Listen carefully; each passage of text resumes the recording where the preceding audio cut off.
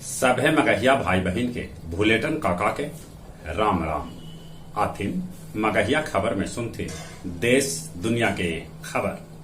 आज नवरात्रा के तीसरा दिन है। लोक कीर्तन चंद्र घंटा के आराधना। शहीदे भगत सिंह के 115वीं जयंती पर उनका नमन। आशा फारेख के भेटायल दादा साहेब फाल्के पुरस्कार। 1992 में उनका भेटायल हल पद्म श्री।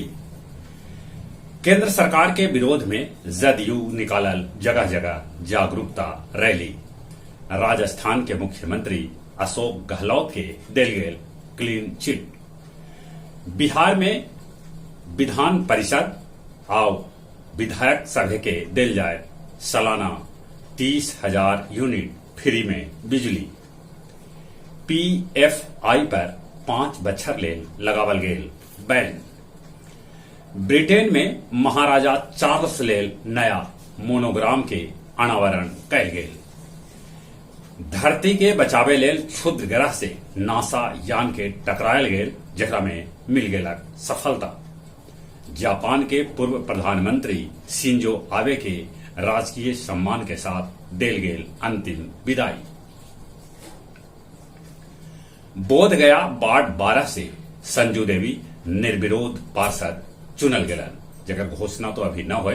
बाकी वार्ड 12 में पार्षद लेल चुनाव न करावल जाए। बांके बाजार के बरवाडी गांव से लापता गुनगुन के भेटायल छत बिछत लाश। कुत्ता नोच रहल हल ओकर लाश। गया जी पंचदेव धाम भीर फाल्गु में डूबे से एगो युवक के हो गए मौत। और अब कुछ खेल के समाचार। दक्षिण अफ्रीका के साथे भारत के पहिलका T20 मैच आज तिरुअनंतपुरम में खेलल जाए। भारत तीसरका वनडे में भी न्यूजीलैंड ए के 106 रन से हरा के सीरीज पर 3-0 के कब्जा जमा लेलक। नेशनल लीग के फाइनल में पहुंचल इटली।